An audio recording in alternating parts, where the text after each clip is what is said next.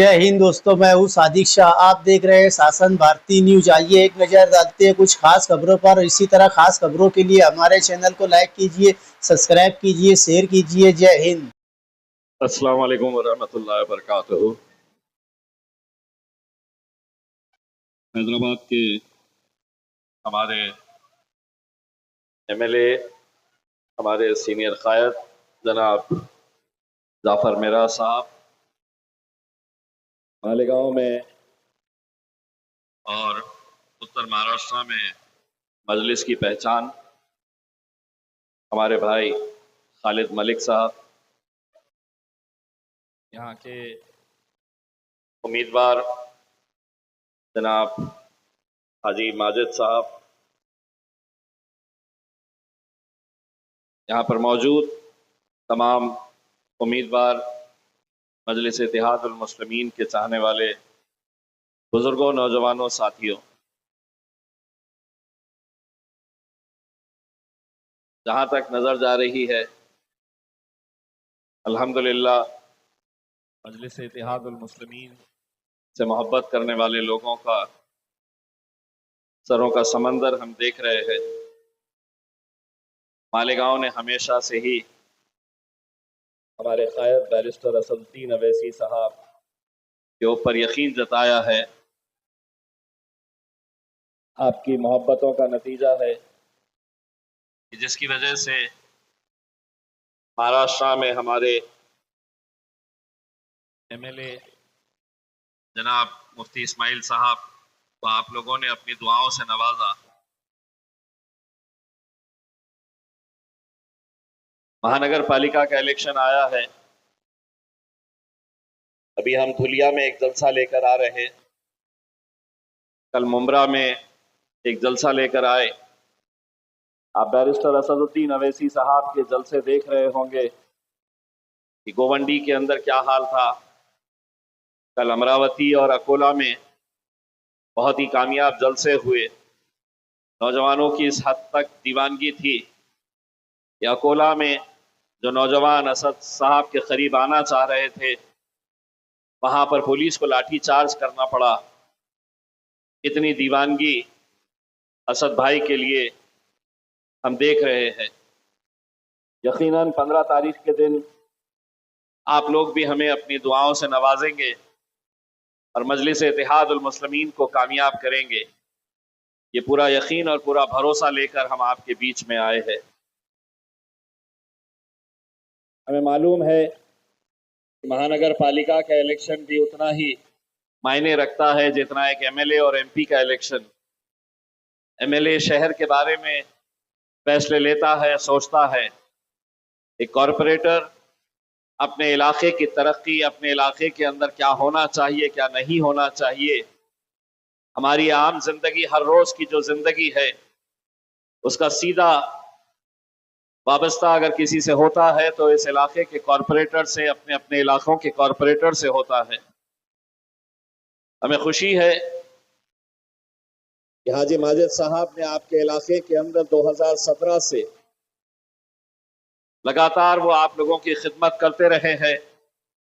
बहुत सारे तरक्याती काम उन्होंने किए हैं और शायद उसी का नतीजा है कि लोग आज हमें सुनने या हमें देखने के लिए नहीं आए हैं, बल्कि इस बात का एतराफ़ करने के लिए आए हैं कि हाजी माजिद साहब ने जो काम किया है, हम उसको मानते हैं, उसको कबूल करते हैं। और यकीनन आप और उम्मीद कर सकते हैं कि आने वाले वक्त के अंदर जितने भी बचे हुए काम हैं, इंशाअल्लाह वो पूरा करेंगे। आप लोग अच्छी तरह से जानते हैं कि महाराष्ट्र के इस इलेक्शन में जो अलग अलग गठबंधन बनाए गए हैं, आप अगर पूरों के ऊपर गौर करेंगे तो आपको खुद इस बात का एहसास होगा कि सियासत की ये कुर्सियां हासिल करने के लिए लोग कैसे कैसे समझौते कर लेते हैं। दो राष्ट्रवादी पूना में एक साथ मिलकर आ जाती है और कहती है कि हम दोनों एक दूसरे के गले में हाथ डालकर यहां पर अपन दोस्त बनकर रहेंगे, लेकिन बंबई में अपन दुश्मन हो जाएंगे। भाजपा शिवसेना के साथ किसी एक शहर के अंदर गठबंधन कर रही है, दूसरे शहर के अंदर कहते हैं कि नहीं हमारी दोस्ती यहां पर नहीं रहेगी। सेना के दोनों भी पार्टियां कहीं एक जगह के ऊपर एक साथ मिलकर आए हैं, कहीं दूसरी जगह के ऊपर वो कह रहे हैं कि नहीं हम दूसरे शहर के अंदर एक दूसरे को गाली देंगे। एक मजलिस इत्तेहादुल मुस्लिमीन है जो अपने बलबूते के ऊपर अल्हम्दुलिल्लाह मैदान के अंदर उतरी है, क्योंकि हमें मालूम है कि हमारे पास अल्हम्दुलिल्लाह ये नौजवानों का जोश, हमारे बुजुर्गों की दुआएं, हमारे माँ और बहनों की दुआएं साथ लेकर हम ये लड़ाई अकेले लड़ने के लिए निकले हैं। मैं यकीन मानिए आज जो महाराष्ट्र के अंदर माहौल देख रहा हूं, कभी किसी ने तस्वर नहीं किया था, कभी किसी ने सोचा नहीं था कि हैदराबाद की एक जमात जिसका एकलौता एक मेंबर ऑफ पार्लियामेंट मेरे कायद बैरिस्टर असदुद्दीन अवैसी साहब, जिनके बारे में लोग मजाक उड़ाते थे और कहते थे कि एकलौता एक मेंबर ऑफ पार्लियामेंट है और जिंदगी भर एक ही एमपी इनका रहेगा, हैदराबाद के बाहर ये जमात जाएगी नहीं। आज हिंदुस्तान के कोने कोने के अंदर चले जाइए, कुछ दिन पहले महाराष्ट्र के नगर परिषद का इलेक्शन आया, बहुत मेहनतें सभी लोगों ने मिलकर की और आज छोटे छोटे से शहरों के अंदर भी मजलिस इत्तेहादुल मुस्लिमीन ने अपने उम्मीदवारों को वहां से जिताया। कभी किसी ने सोचा नहीं कि कारंजा जैसे मुकाम पर वहां पर हमारा मेयर जाकर बैठेगा, नगर अध्यक्ष बनकर बैठेगा वहां पर, लेकिन यह भी मुमकिन हुआ आप लोगों की दुआओं की वजह से। हम बिहार गए तो लोग हमारा मजाक उड़ा रहे थे, लोग कहते थे कि ये बिहार में मजलिस क्यों आई है। ये सवाल उठाया जाता था कांग्रेस की तरफ से, समाजवादी पार्टी की तरफ से, कि हैदराबाद से member of parliament Asaduddin Owaisi Bihar के अंदर क्यों आए हैं, उन्हें यहां पर कौन वोट देने वाला है। कांग्रेस के बड़े बड़े नेताओं ने, राहुल गांधी ने तक ये कह दिया था कि असदुद्दीन अवैसी हैदराबाद में ही रहे, हैदराबाद में ही अपनी बिरयानी खाए, बिहार में आने की जरूरत नहीं है। हमने उनसे ये कहा कि वो तो हमारा भाई है, हैदराबाद से आ रहा है, तो आपको इतनी तकलीफ हो रही है। आपके मम्मी तो इटली से आए थे, हमने कुछ कहा था क्या उसके बारे में? वो वहां से आकर हुकूमत कर सकते हैं, यहां पर आकर राजनीति कर सकते हैं।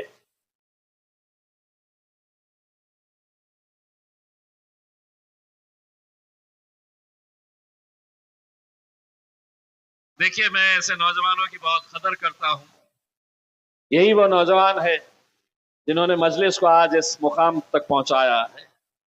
हम सलाम करते हैं ऐसे नौजवानों का जो दीवानगी और शिद्दत से अपने कायदों से, अपने पार्टी से मोहब्बत करते हैं। तो मेरे भाई, उस वक्त हमने उनसे ये कहा था कि हम नहीं चाहते हैं कि भारतीय जनता पार्टी वहां पर जीते, लेकिन हमारे कोई सुनने के लिए तैयार नहीं था। अकड़ इतनी थी, घमंड इतना था कि कहते थे कि नहीं, मजलिस को यहां पर कोई साथ ही नहीं देगा। अल्हम्दुलिल्लाह बिहार की आवाम ने ऐसा साथ दिया कि वहां पर 5 मेंबर ऑफ लेजिस्लेटिव असेंबलीज, 5 आमदार बिहार के अंदर बिहार की आवाम ने मजलिस को चुन कर दिया। जो कांग्रेस पार्टी हमारे ऊपर उंगलियां उठाती थी, घमंड में इतनी थी, समझ नहीं आ रहा था कि इतनी अकड़ किस बात की है। हमें 5 मिले, उन्हें कितने मिले? तो उन्हें 6, महज 6 सीटें उन्हें, और मजलिस इत्तेहादुल मुस्लिमीन 5 सीटें।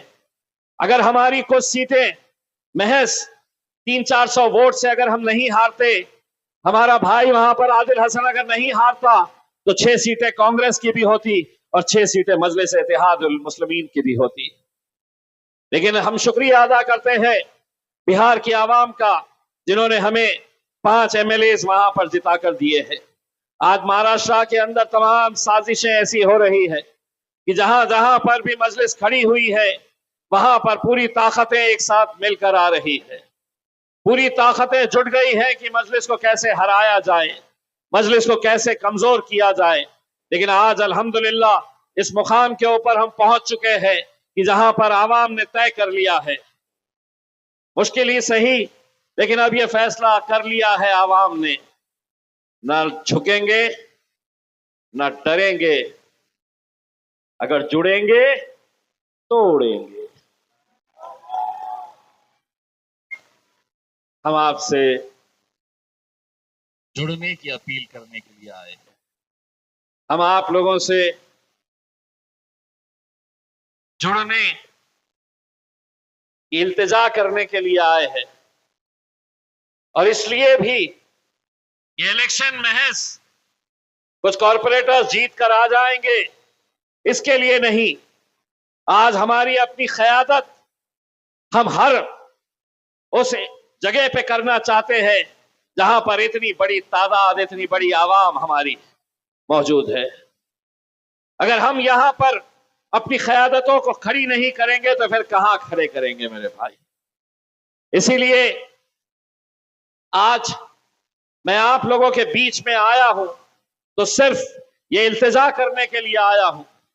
यह ऐसे दौर से हम लोग गुजर रहे हैं कि जहां पर हर रोज आप देख रहे हैं कि किस तरीके से हमें निशाना बनाया जा रहा है, कैसे हमारे मस्जिदों को, हमारी दरगाहों को, हमारे इबादत गाहों को, हमारे मदरसों को कैसे निशाना बनाया जा रहा है। अल्लाह से दुआ करिएगा मेरे भाइयों, गिड़गिड़ा के अल्लाह से दुआ करिएगा कि ये हुकूमत की नजर अक्कल कुआं के मदरसे के ऊपर है मेरे भाई। बहुत कोशिशें हो रही है उनकी तरफ से, बहुत साजिशें हो रही है कि ये मदरसा जिसने हजारों नहीं लाखों की तादाद के अंदर उलमाओं को यहां से भेजा है, पूरे हिंदुस्तान में नहीं पूरी दुनिया के अंदर, आज पूरी हुकूमत उसके ऊपर नजर लगाए हुए है। पूरी साजिशें चल रही है कि अक्कल कुआं के मदरसे के अंदर क्या क्या ढूंढ कर निकाला जा सकता है ताकि उस मदरसे को बंद किया जाए। हजारों बच्चे हर रोज वहां पर तालीम हासिल कर रहे हैं। हजारों बच्चे वहां पर कितने दिनों से रोजा रख रहे हैं, अल्लाह से गिड़गिड़ा के दुआ कर रहे हैं कि अल्लाह ये जालिम हुकूमत की नजर हमारे इस मदरसे के ऊपर ना पड़े। लेकिन कैसी कैसी एजेंसीज वहां पर लगा दी गई है, ईडी लगा दी गई है, सीबीआई इंक्वायरी कर रही है, इनकम टैक्स के अधिकारी कभी आ जाते हैं, पुलिस वाले कभी आ जाते हैं। मकसद यही है कि एक इतना बड़ा इदारा जो हमारे लिए क्या मायने रखता है उन्हें अंदाजा नहीं है, लेकिन उस मदरसे के ऊपर इन जालिमों की नजर है मेरे भाई। हमें अपनी क़यादत खड़े करने का वक्त आया है मेरे भाई। संजीदगी से सोचिए इस बात को कि हमें कैसे कैसे मरहलों से गुजरना पड़ रहा है। आज इससे बढ़कर और क्या चाहिए हमें कि हमारी एक बच्ची, उसका हिजाब, उसका नकाब एक मुख्यमंत्री अपने हाथ से खींच लेता है। सोचिए, आप तसव्वुर करिए कि आपकी अपनी बेटी, अपनी बहन वो खड़ी हुई है और एक कोई गैर आदमी होगा तो मुख्यमंत्री किसी राज्य का, लेकिन तुझे कोई इख्तियार नहीं है कि हमारी बच्ची का नकाब तू खींचे। और ये उस हुकूमत का हिस्सा है जिसके वजीर आजम नरेंद्र मोदी चीख चीख कर कहते हैं महिलाओं की सुरक्षा, महिलाओं का सम्मान, और यहां पर उनके प्यादे लाडली बहन बच्चों से कहते हैं कि ये हमारी लाडली बहन, और तुम हमारी बच्ची का हिजाब, उसका नकाब अपने हाथ से खींच रहे हैं। सोचो उत्तर प्रदेश, बिहार के गुंडों को क्या संदेश गया होगा कि अगर एक मुख्यमंत्री एक बच्ची का नकाब खींच सकता है तो हम तो सड़क चलते हुए किसी भी बच्ची का दुपट्टा, किसी का भी पल्लू खींच सकते हैं, किसी के भी बुरखे के साथ हम छेड़खानी कर सकते हैं। अगर ये बस नहीं हुआ तो उत्तर प्रदेश का एक मंत्री, भारतीय जनता पार्टी का एक मंत्री बयान देता है, इतना बवाल क्यों कर रहे हो, नकाब ही तो खींचा है। सुनिए, वो मंत्री है, मिनिस्टर है भाजपा की हुकूमत में, वो बयान देता है कि इतना बवाल क्यों कर रहे हैं? नकाब ही तो खींचा है, अगर हाथ इधर उधर चले जाता तो क्या करते? मैं कोई कांग्रेस या राष्ट्रवादी का नेता नहीं हूं। पूरे हिंदुस्तान में अगर उसको किसी अच्छी भाषा जो समझ में आती है, उसमें अगर किसी ने जवाब दिया है तो वो जवाब हमने दिया है।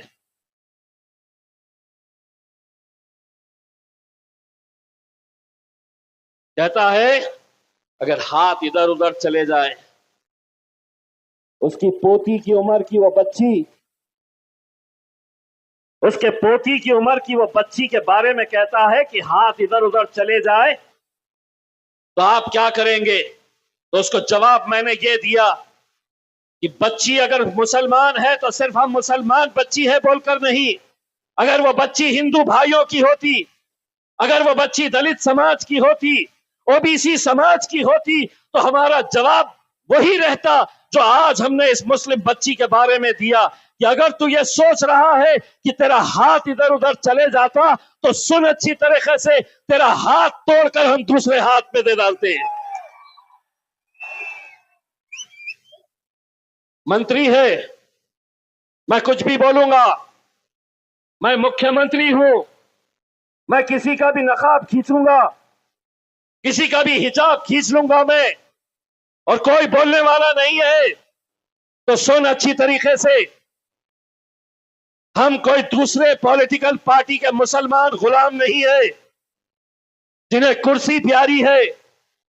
जब भी ऐसी बातें सामने आएंगी, तुझे जिस भाषा में समझ में आता है उस भाषा में इंशाअल्लाह तुझे जवाब देंगे हम। और क्यों नहीं, क्या हम सुनने के लिए, ये सब अपनी आंखों से देखने के लिए हम बैठे हुए हैं? नहीं।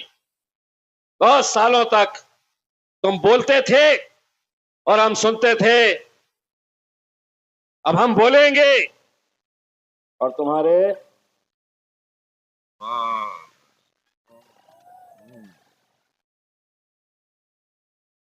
देखिए, ये जो कैमरे वाले हैं ना, ये बैठे रहते हैं इंतजार में कि कुछ तो बोलेगा। फिर पुलिस वाले भी है, इंतजार में रहते हैं कि कब लेना इनको अंदर। तब हमने तरीका निकाल लिया है, आधा हम बोलते हैं, आधा पब्लिक बोलती है। लो, आधा हम बोल रहे, आधा ये बोलेंगे। मोदी जी, भाइयों और बहनों, उत्तर प्रदेश का हमारा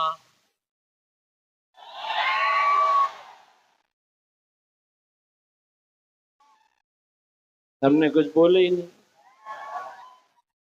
हवा से हमारे बाल उड़ रहे तो हमने बाल में हाथ।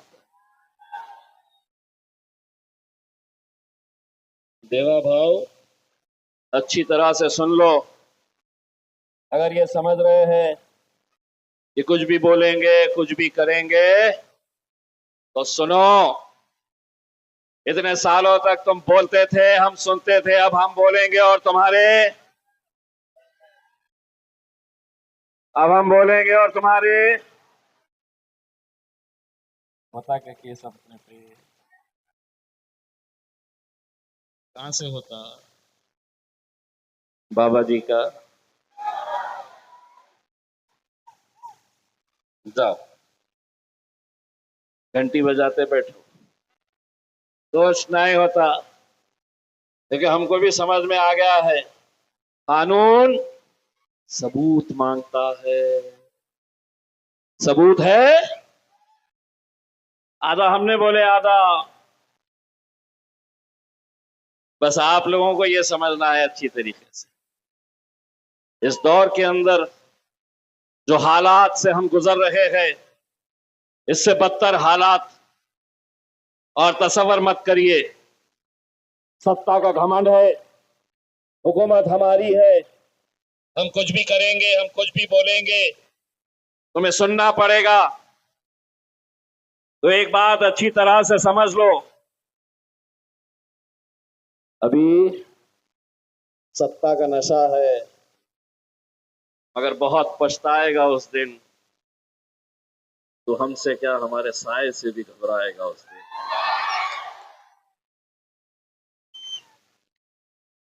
प्रशासन मेरा, गवर्नमेंट मेरी, पुलिस मेरी, मैं कुछ भी करूंगा। तो सुन, अभी सत्ता का नशा है, मगर बहुत पछताएगा उस दिन, तो हमसे क्या हमारे साए से भी घबराएगा उस दिन। जिस दिन हमारे हाथ से छूटेगा सब्र का दामन, तुझे तेरी औकात का पता चल जाएगा उस दिन।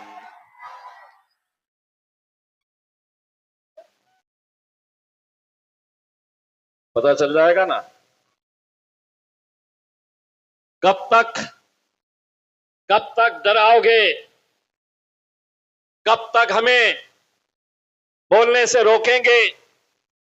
अगर बोलने का इख्तियार उनके पास है, मुझसे कहा मीडिया वालों ने आके कि साहब, शिवसेना के और भाजपा के नेताओं ने यह मांग की है, इम्तियाज जलील ने जो उस मंत्री के बारे में बयान दिया है, उसके खिलाफ एफआईआर रजिस्टर होनी चाहिए। मैंने कहा, ना मैं एफआईआर से डरता हूं और ना सच बोलने से घबराता हूं। अगर एफआईआर करना है तो पहले नीतीश कुमार के ऊपर करो, अगर एफआईआर करना है तो उत्तर प्रदेश के उस मंत्री के ऊपर करो, फिर उसके बाद हम तो है ही ना दूल्हे भाई, 16 है केसेस, 17 हो जाएंगे। सच बोलने की कीमत हम चुका रहे हैं। 16 एफआईआर, एक और 17। लेकिन तुम समझेंगे कि साहब एफआईआर का डर दिखाएंगे तो ये खामोश बैठ जाएंगे, ये कुछ बोलेंगे नहीं। ऐसा नहीं होने वाला है, क्योंकि जानते हैं मैं किसको मानता हूं। उस शख्स को मानता हूं जो पार्लियामेंट के अंदर 550 एक तरफ, पूरे के पूरे एक तरफ। इसीलिए कहते हैं ना, 100 सुनार की एक लोहार की तादाद मायने नहीं रखती है। एक ऐसे असदुद्दीन अवैसी साहब को मानने वाले हम, गूंगे मुक्को बहरों को भी, जिन्होंने बोलना सिखाया है इस मुल्क के अंदर। मेरे भाई, मैं आप लोगों से सिर्फ इतनी अपील करने के लिए आया हूं, आप लोग 15 तारीख के दिन निकलिए अपने घरों के बाहर। मजलिस इत्तेहाद उल मुस्लिमीन के 62 उम्मीदवार यहां पर, हमारे खालिद भाई, 62 उम्मीदवार ऐसे नौजवान। एक मुझे बताया गया है एक और उम्मीदवार जो है वो हाफिज कुरान है, हाफिज कुरान है मेरे भाई। अगर इन्हें नहीं भेजेंगे तो तुम किसे भेजेंगे? किसे भेजेंगे? 2 नंबर का धंधा करने वाले, चरस गांजे का धंधा करने वाले, या सट्टा चलाते? पुलिस वाले साहब, उन्हें सट्टा चलाते हैं, उनकी जगह जेल में होनी चाहिए। उन्हें नेता बन के कॉरपोरेशन में जाना चाह रहे हैं,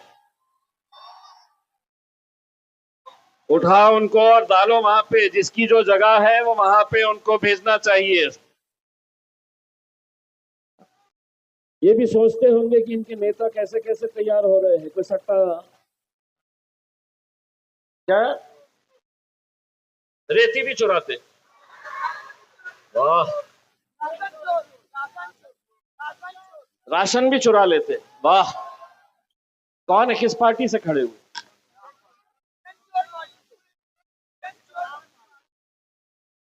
वल्लाह, काम इतने अच्छे। रेती चोर, अनाज चोर, 2 नंबर के धंधे, सट्टा, मटका, क्या बोल रहे चाचा, जोर से बोलो ना, मैं हूं ना। जमीन, जहां जमीन दिख रही वो भी हड़प। ओफो। और उसके बाद पार्टी का नाम क्या? अल्लाह, पार्टी का नाम देखिए साहब, और काम देखिए इनके। कौन चला रहा है ये पार्टी? अच्छा, जाफर भाई ने जो बोले हैं। जी जी जी, समझ गया मैं। तो मेरे भाई, पूरे के पूरे भाई, मेरी इल्तिजा ये है, तुम उम्मीदवार वैसे ही रख लो, तुमको ऐसे ही उम्मीदवार मिलने वाले हैं, लेकिन मेहरबानी करके पार्टी का नाम बदल दो। पार्टी का नाम, जो नाम हमारी शिनाख्त, हमारी पहचान है मेरे भाई, पूरी दुनिया इस्लाम को जिस नजरिए से देखती है, आप उस इस्लाम नाम का इस्तेमाल राजनीति के ये घटिया लोगों की वजह से खराब करेंगे। आपको कोई और नाम नहीं मिला था। सियासत सियासत की जगह पे, लेकिन क्या कहेंगे हम? ये लोग क्या कहेंगे? इस्लाम पार्टी को हमें हराना है, हमारा दीन, हमारा मजहब ये अलग, लेकिन तुम अपनी सियासी दुकान चलाने के लिए अगर ये काम कर रहे हैं तो मैं तुमसे सिर्फ इल्तिजा करूंगा, ये चोरों लुचक्कों को लेके जाइए साथ में, अपने अपने कंधे पे बिठाइए, अपने सर पे बिठाइए, लेकिन इस नाम को बदनाम मत होने दीजिए। पूरी दुनिया के अंदर आज इस्लाम को निशाना बनाया जा रहा है, और आप यहां पर अपनी सियासी रोटियां सेकने के लिए ये धंधे कर रहे हैं। मेरे भाई, मैं आप लोगों को सिर्फ यही कहना चाहता हूं, एक ऐसे मुश्किल घड़ी के अंदर हम हैं, एक ऐसा वक्त जहां पर हर कोई हमें निशाना बनाया हुआ है। हर रोज आप सुन रहे हैं, हमसे यह पूछा जा रहा है कि आपका बर्थ सर्टिफिकेट निकालो, आप यहां पैदा हुए थे या नहीं पैदा हुए थे। पुलिस स्टेशन में जाकर बैठ रहे हैं। एक भाजपा का नेता है, तोतला है, तुम ना तो पैदा होते थे, पता पे पैदा होते।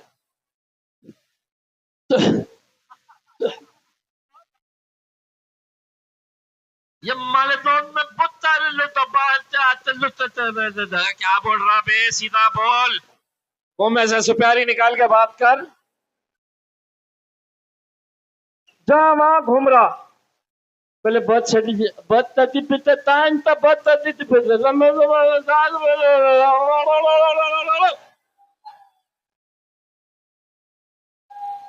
गटरा नहीं, बहुत दिनों से गटरा नहीं। अपने सामने आ गया तो ले लेंगे अपन साइड में उसको, आजा बोलेंगे भैया तेरे को तो मालेगांव की खाऊ गली में लेके टहला के आता करके मैं तेरे। खाऊ गली है ना? अच्छा, चटोरी गली आया तो लेके जाओ उसको। पाए खिलाओ उसको। हाँ?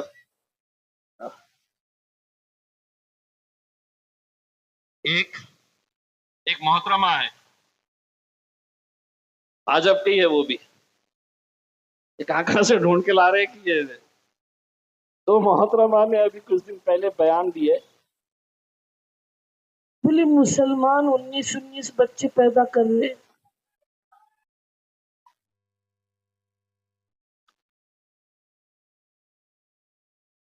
मैं मेरे तमाम हिंदू भाइयों और बहनों से बोलना चाहती हूँ कि तुम भी बच्चे पैदा करो। वो लोग 19 बच्चे पैदा कर रहे, पाकिस्तान बनाने का उनका चक्कर है। मेरे साथ थी वो लोकसभा में, देखती समझ में आ गया था ये खाली है कर। क्योंकि जिस तरीके के बयान सुनने को मिल रहे हैं, अब आप सोचिए, उनके खुद के दो, मैं बोला शुरुआत आप ही कर दो ना, आप ही शुरुआत कर दो। और देश के सबसे बड़े नेताओं में गिनती होनी चाहिए कि देखिए, हमारी भारतीय जनता पार्टी की एक महिला, 19 बच्चे, और किसके है भाई 19 किसके है कि हाथ ऊपर करो, कहां से लेके आई वो?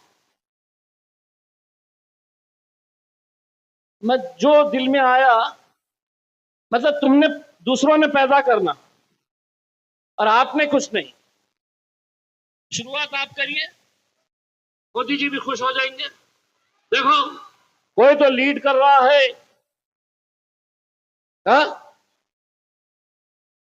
20, कोई नहीं रोका मेरे भाई, कोई नहीं रोका। बड़ा आबादी देश की बढ़ाना चाह रहे हैं, बड़ा ये ऐसे फजूल की बातें, स्टेटमेंट, ये वो, और फिर क्या होता है मालूम क्या, इन्हें ऐसा स्टेटमेंट दे डाली, 3 दिन तक ये जितने हैं ना बैठे हुए, वो आके ये नहीं पूछते हैं कि पानी मिल रहा क्या, बच्चों के स्कूल का अच्छा स्कूल बना है क्या, अस्पताल में दवाइयां मिल रही है क्या, डॉक्टर्स है क्या, रोड अच्छा बन रहा है क्या, इंफ्रास्ट्रक्चर हमारा अच्छा बन रहा है क्या, ये कुछ नहीं। उसने बोल दी तो ये आएंगे हमारे पास, वो मैडम ने बोले हैं कि बच्चे पैदा करना है करके, आपका क्या कहना है करके। तो 3 दिन तक प्राइम टाइम के ऊपर यही चर्चा होती रहेगी कि बच्चे 19 होना चाहिए या 4 होना चाहिए या 2 होना चाहिए।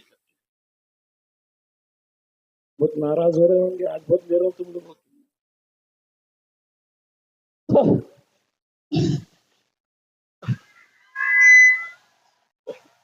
तो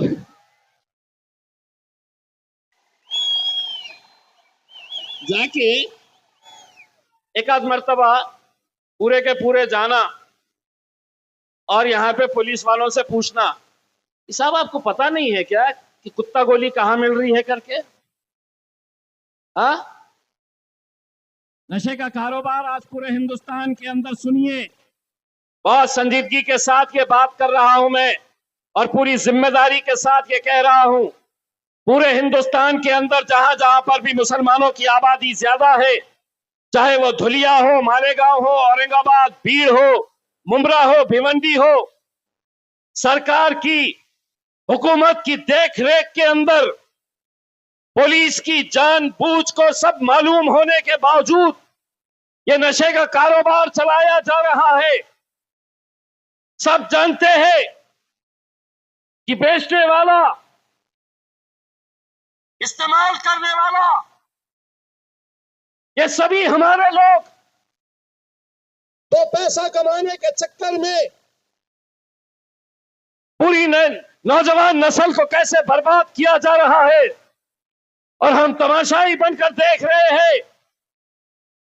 अरे अगर यहां की पुलिस ने तय कर लिया कि हमें नशे का कारोबार बंद करना है, 48 घंटे नहीं लगेंगे, 48 घंटों के अंदर यह पूरा कारोबार बंद किया जा सकता है। लेकिन हुकूमत चाहती है, भाजपा चाहती है, एकनाथ शिंदे चाहता है कि यह नस्ल पूरी की पूरी बर्बाद हो जाए, नशे के अंदर धुत हमारी ताकत खत्म हो जाए। इसीलिए यह सब साजिश खुलेआम चल रही है। वरना आज उठाओ किसी बच्चे को और पूछो उससे कि नशे का कारोबार यहां पर कौन कर रहा है, घर का पता बताएंगे कौन कर रहा, सबको पता, सबको मालूम। पुलिस वालों को नहीं पता उनको। मेरे भाई, अगर इन मुद्दों को अगर हमें लड़ना है, अगर आने वाली नस्ल को बर्बादी से बचाना है, तो ये ऐसे नुमाइंदों को भेजिए मेरे भाई। ये ऐसे नुमाइंदों को भेजिए जिनकी जिम्मेदारी है कि अपने इलाके के अंदर ये 2 नंबर के धंधे बंद कराए, वरना आज आपको इस जहर का असर क्या होने वाला है आप इसका अंदाजा नहीं लगा सकते हैं, नहीं लगा सकते हैं आप। लेकिन आने वाले वक्त के अंदर आप देखेंगे कि कैसे मुझे कोई फर्क नहीं पड़ता है, मेरे घर में थोड़ी आया है, वो दिन इंतजार करिए, वो दिन दूर नहीं है कि मोहल्ले में कोई और इसका इस्तेमाल कर रहा है, आपके घर में भी वो पहुंचने में देर नहीं लगेगी। अगर आज हम इस जहर से नहीं लड़े तो मेरे भाई आने वाला वक्त बहुत मुश्किलों का होने वाला है। आपको मालूम है आज इलेक्शन 15 तारीख के दिन है। मजलिस की निशानी क्या है? बोलो क्या है? उड़ाते कैसे? बैठो बैठो बैठो, बात ना हो रहा।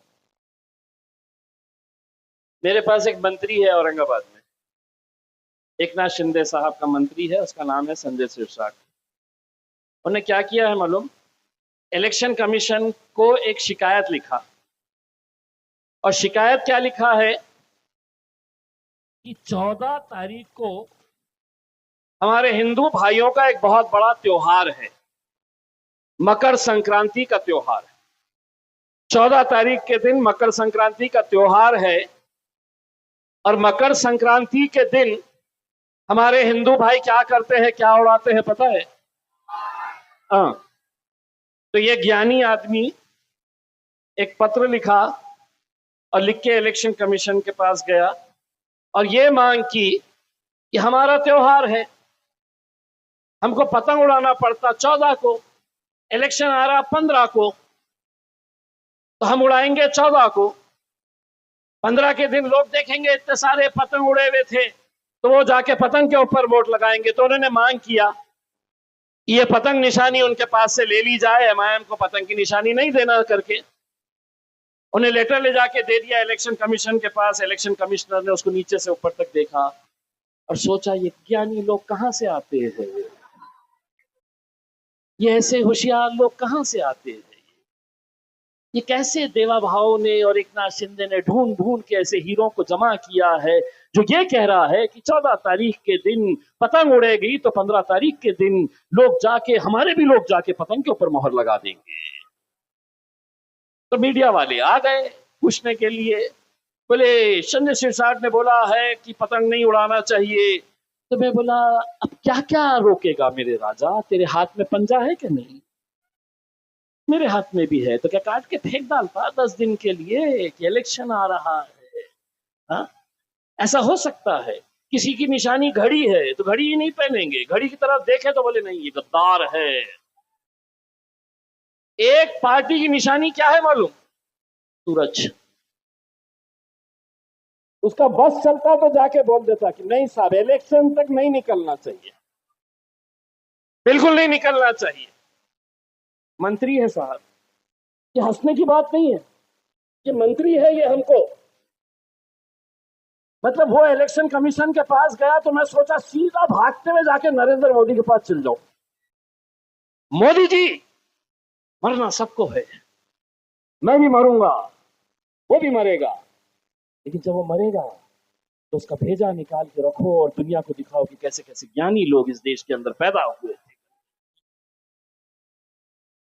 आप सोचिए मेरे भाई, अब मैं मालेगांव के पूरे मेरे हिंदू मेरे भाइयों को मैं ये पैगाम दे रहा हूं, माझा हिंदू बांधवांना मकर संक्रांतीचा हार्दिक शुभेच्छा। 14 तारीख के दिन तुम उड़ाएंगे या नहीं उड़ाएंगे? मकर संक्रांति तो इस बार हम बड़े धूमधाम से मनाएंगे, बड़े धूमधाम से पतंग उड़ाएंगे। और हम ये देखना चाहते हैं कि 14 तारीख के दिन त्योहार बड़ा है या राजनीति बड़ी है। अगर त्योहार बड़ा है तो हाथ में पकड़ना ही पड़ेगा, हमारी उड़ाना पड़ेगा हमारा पतंग।